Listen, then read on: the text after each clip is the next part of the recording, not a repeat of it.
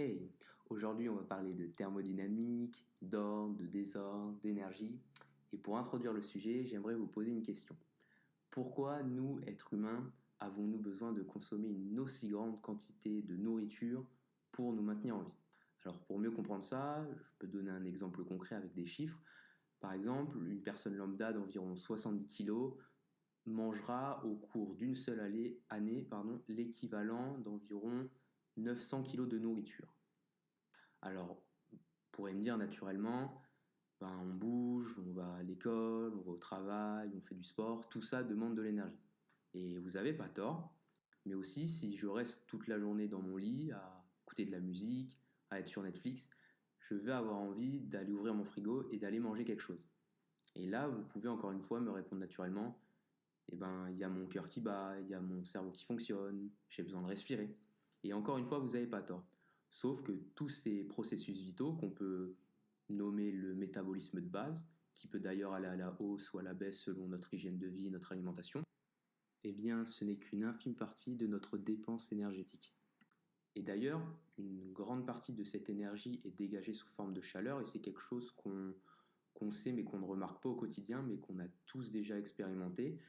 Faites juste l'expérience de vous mettre au soleil avec un t-shirt, un pull, un sweat, un manteau et puis encore plein d'autres choses. Et vous voyez rapidement ce que je veux dire, et vous allez avoir chaud parce que maintenant vous avez plusieurs couches de vêtements et la chaleur donc va s'accumuler au lieu d'être libérée naturellement dans l'atmosphère.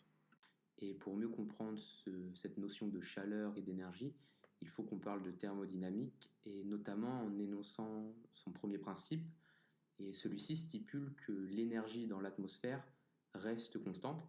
Elle peut changer de forme, mais on ne peut ni en créer ni en détruire.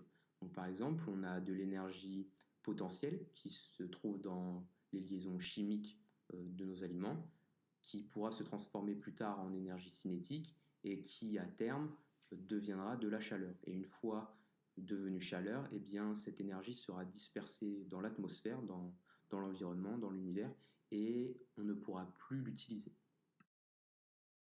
Et donc on se rend compte rapidement que l'énergie, la chaleur est quelque chose de très important et on pourrait se demander pourquoi ne pas recycler notre énergie directement?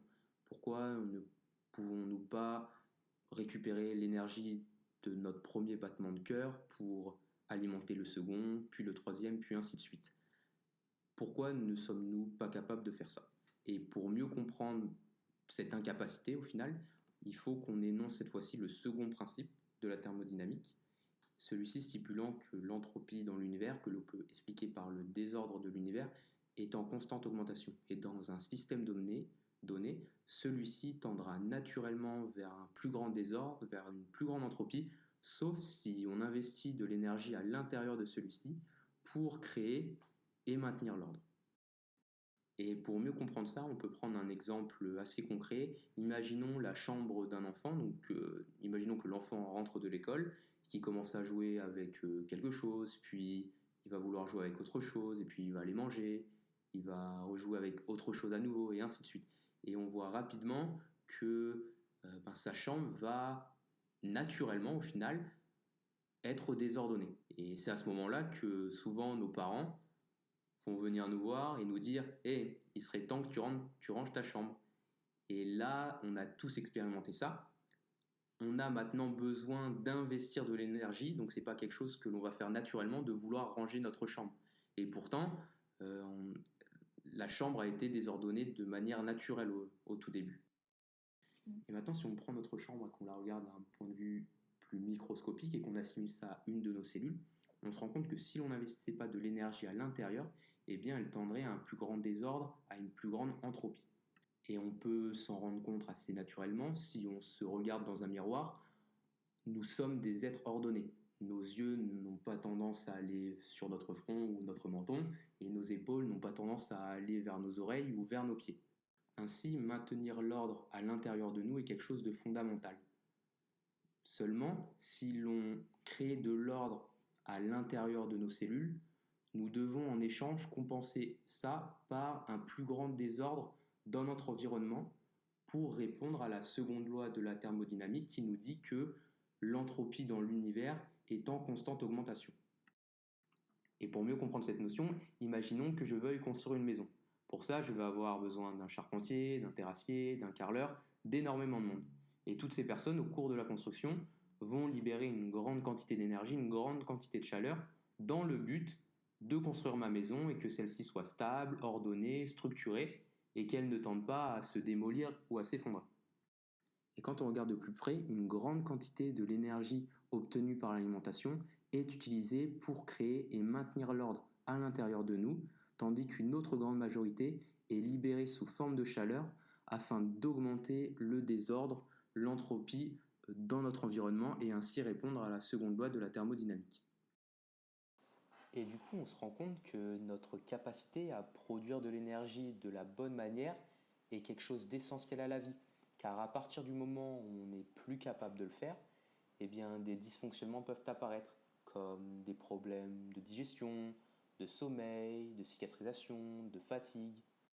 Car dites-vous bien que tous les processus dans notre corps demandent un investissement en énergie et qu'à partir du moment où on n'est plus capable d'en produire ou d'en apporter de la bonne manière, eh bien des problèmes, des dysfonctionnements peuvent apparaître.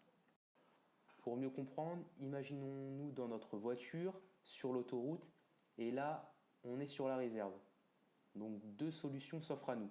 Soit on s'arrête faire le plein d'essence et donc apporter de l'énergie à nouveau, soit on va par exemple couper la clim, parce que c'est quelque chose qui consomme de l'énergie, qui consomme de l'essence, mais qui n'est pas vital. L'objectif étant d'arriver à notre destination.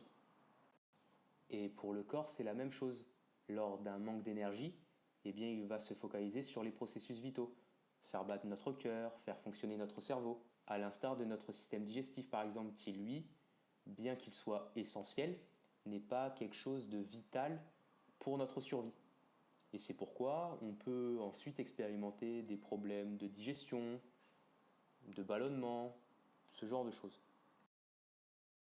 Voilà, donc rappelez-vous que le fait de s'alimenter va bien au-delà que simplement consommer des protéines pour l'hypertrophie musculaire ou de la vitamine C pour les antioxydants.